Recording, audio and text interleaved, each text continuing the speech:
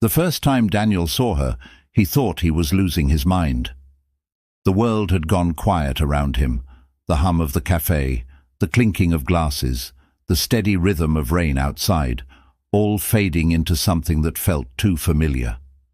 She looked up from her book, strands of chestnut hair falling over her face, and in that moment he knew he had met her before, somewhere impossible, in a place memory could not touch.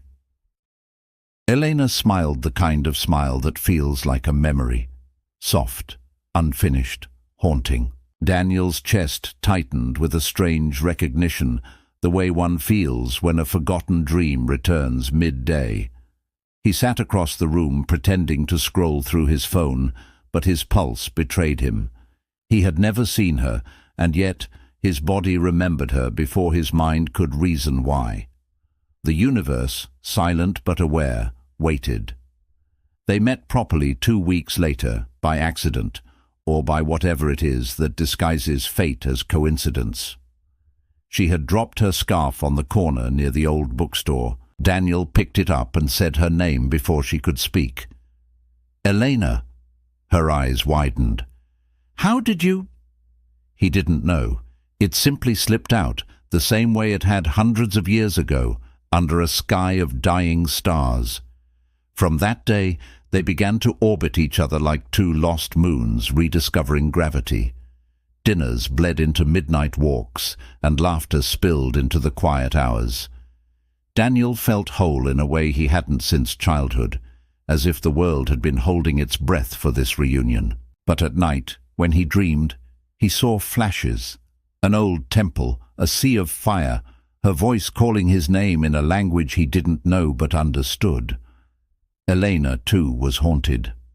Every time she closed her eyes, she saw him in places that didn't exist. Fields of silver grass, hands clasped before war, promises whispered under eclipsed moons. She began sketching without realizing it. Faces, ruins, rings, symbols, things her conscious mind had no reason to know. Her therapist called it imagination. Her heart called it remembrance. They fell in love the way dusk meets night, slowly, beautifully, without realizing where one ended and the other began. He traced the curve of her hand and found comfort in the way her pulse matched his. She laughed at his habit of staring at the stars before sleeping. "It feels like they're watching," he said once. "Maybe they remember what we've forgotten." She brushed his hair away and whispered, "Then let them watch." Months passed. The city bloomed around them. But beneath every joy was an undertone of something unfinished. Daniel started seeing signs. Small ones at first. A necklace he'd never owned found in his drawer. A melody he could hum but not place. Then larger things. A mirror cracking the moment he said her name in anger. A stranger on the street whispering, "You found her again." They visited the coast one weekend. The sea stretched endlessly, waves whispering secrets from a time before maps. As they stood on the cliff, Daniel took her hand and said, "Do you ever feel like this has happened before?" Elena nodded. "Every day." She paused. "And every time it feels like it ends too soon." He kissed her forehead, not realizing the wind carried her words back to the same sea that had once separated them centuries ago. In another age, under another sky, they had different names. He had been a scholar, she the daughter of a temple keeper. Their love had defied laws carved into stone. When the city fell to war, they promised to meet again, after death, after time, after memory itself. As fire consumed the temple, she had placed her hand on his chest and said, "Find me when the stars forget their names." And he did. The dreams grew stronger. Daniel began waking with ancient words on his tongue. Elena started remembering faces that weren't his, yet were. They went to a museum one day and stopped before a mural. A forgotten civilization, two lovers beneath a storm. "It's us," she whispered. He laughed, but his hands trembled. In the corner of the mural, the names Daniel and Elena were carved, faded but real. They spent nights chasing answers, reading about reincarnation, soul contracts, karmic debts. Every explanation felt too small for what they were. "Maybe love doesn't start or end," she said once. "Maybe it just changes form." Daniel nodded. "Then maybe we never stopped." But love that returns through lifetimes carries the weight of unfinished promises. One evening, while driving back from the coast, the world dimmed. Rain blurred the windshield. A truck swerved. Daniel's reflexes kicked in, but something larger, crueler, intervened. When he opened his eyes, the car was upside down, glass glittering like stars. Elena was still, blood tracing the outline of her lips like a forgotten kiss.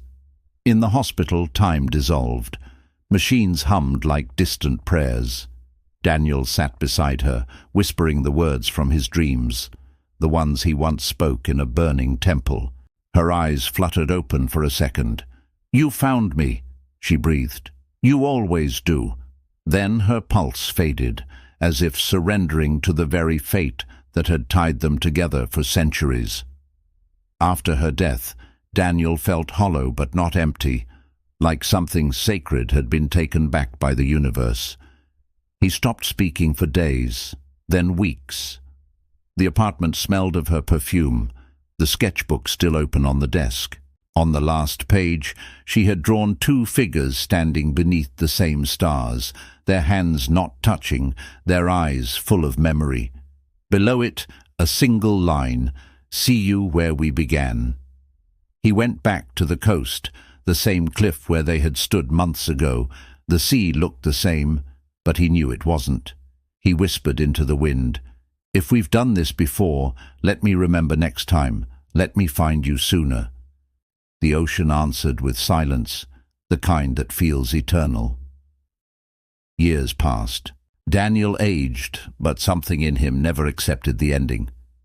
He traveled, temples, ruins, forgotten places. In one monastery high in the Himalayas, he saw a mural newly restored, two souls, bound by light, meeting again in another age. The monk beside him said softly, "Some bonds are older than time. Even the gods envy them." Daniel smiled faintly. Then maybe the gods should have let us keep ours. When he finally died, alone, quietly, under a sky full of the same unblinking stars, he wasn't afraid. He dreamt of her one last time, barefoot on a field of silver grass, smiling, her hand reaching out. "You took long enough," she teased. "Traffic," he replied, laughing. Then they vanished into the same horizon that once separated them, becoming the light they had always been chasing. Centuries later, in a city of glass and neon, a little girl named Elena sat sketching by the window. Her mother smiled. "That's beautiful, sweetheart. Who's the boy?" Elena shrugged. "I don't know, but he feels familiar." Across town, a boy named Danny stared at the stars and said to no one in particular, "I think I'm waiting for someone." The night trembled, as if remembering. The universe, patient and merciless, began to weave their story again, tiny threads of fate crossing oceans and centuries. This time maybe they would meet sooner, or maybe they would just pass each other on a crowded street, hearts skipping for no reason they could explain. Because that's how eternity hides itself, in ordinary days, in fleeting glances, in echoes of love that never learned how to die. And somewhere, beyond all worlds, beneath a sky that remembers everything, two souls watched their story unfold again. "Do you think they'll make it this time?" she asked. "Maybe," he said, "but even if they don't, we will." They looked down at Earth, hands entwined, hearts infinite. The stars blinked, and for a moment it almost looked like they were smiling.